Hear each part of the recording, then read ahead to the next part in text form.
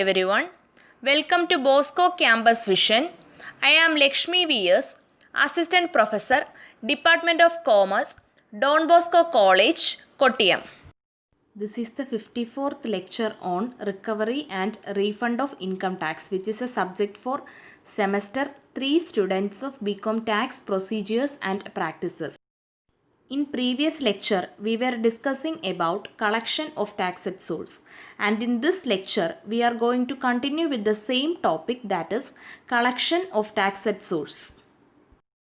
നമ്മൾ കഴിഞ്ഞ ലെക്ചറിൽ ഡ്യൂട്ടീസ് ഓഫ് ടാക്സ് കളക്ടർ ആയിരുന്നു ഡിസ്കസ് ചെയ്തുകൊണ്ടിരുന്നത്. And now we are going to discuss about credit for tax collected and consequences of failure to collect or pay the tax. Credit for tax collected. Any amount so collected and paid to the central government shall be deemed as payment of tax on behalf of the buyer or licensee or lessee, and credit shall be given to him for the amount so collected. അതായത് tax collector collect ചെയ്യുകയും central ഗവൺമെൻറ്റിന് പേ ചെയ്യുകയും ചെയ്ത ടാക്സിൻ്റെ ഏതൊരു എമൗണ്ടും ബയ്യറിൻ്റെയോ ലൈസൻസിയുടെയോ ലെസ്സിയുടെയോ ബിഹാഫിൽ നടന്ന പേയ്മെൻറ്റായി deem ചെയ്യുകയും and ഈ collect ചെയ്ത എമൗണ്ടിൻ്റെ ക്രെഡിറ്റ് ഈ പറഞ്ഞ ബയ്യർക്കോ ലൈസൻസിക്കോ ലെസ്സിക്കോ ലഭിക്കുകയും ചെയ്യും. Credit for tax collected clear ആയല്ലോ. And now we are going to discuss about consequences of failure to collect or pay the tax.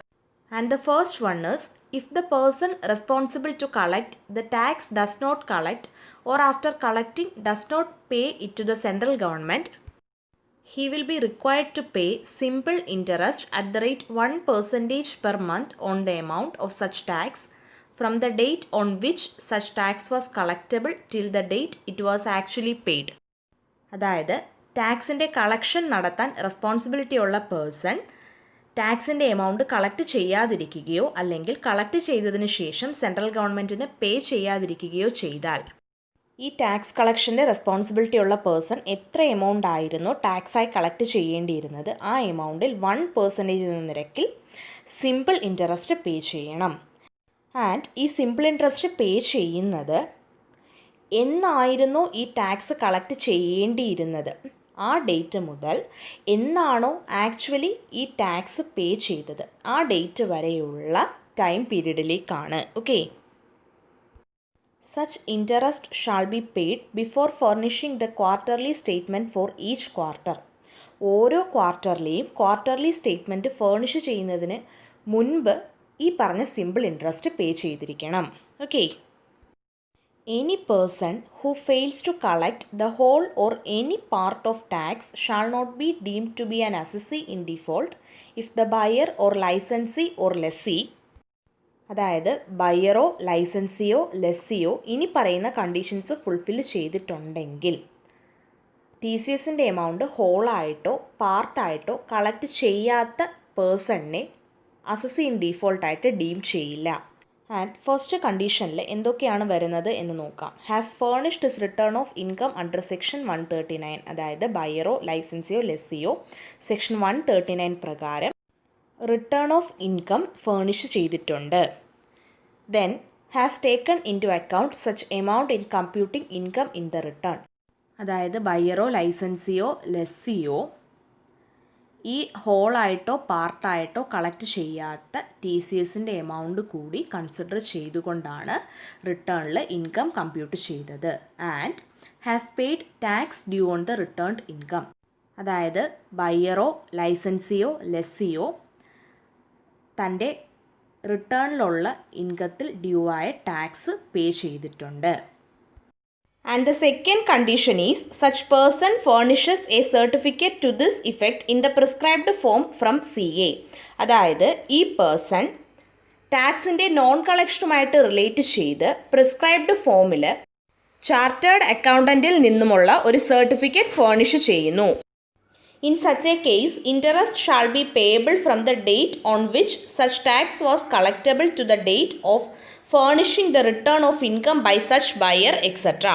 ഈ ഒരു കേസിൽ, അതായത് ചാർട്ടേഡ് അക്കൗണ്ടൻറ്റിൽ നിന്നുമുള്ള സർട്ടിഫിക്കറ്റ് പ്രിസ്ക്രൈബ്ഡ് ഫോമിൽ ഫേർണിഷ് ചെയ്യുന്ന കേസിൽ ഇൻട്രസ്റ്റിൻ്റെ പേയ്മെൻറ്റ് നടത്തുന്നത് ഈ ടാക്സ് കളക്ട് ചെയ്യേണ്ടിയിരുന്ന ഡേറ്റ് മുതൽ ബയറോ ലൈസൻസിയോ ലെസ്സിയോ റിട്ടേൺ ഓഫ് ഇൻകം ഫേണിഷ് ചെയ്യുന്ന ഡേറ്റ് വരെയുള്ള പീരീഡിലേക്കാണ്.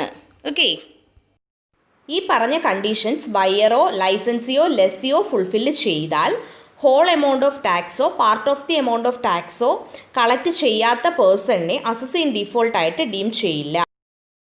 നമ്മൾ കോൺസിക്വൻസസിൽ ഫസ്റ്റ് വൺ ഡിസ്കസ് ചെയ്തു. Now we are going to discuss the second consequence. If the person responsible to collect the tax fails to pay the tax collected at source, he shall be punishable under section 276BB with rigorous imprisonment for a term between 3 months and 7 years with fine. അതായത് tax കളക്ഷൻ്റെ responsibility ഉള്ള person collect ചെയ്ത amount of tax pay ചെയ്യുന്നില്ല, he fails to pay the tax collected at source, then section 276BB പ്രകാരം this person is punishable. And punishment എന്ന് പറയുന്നത് ഫൈനോട് കൂടിയ rigorous ഇംപ്രിസോൺമെൻ്റ് ആണ്.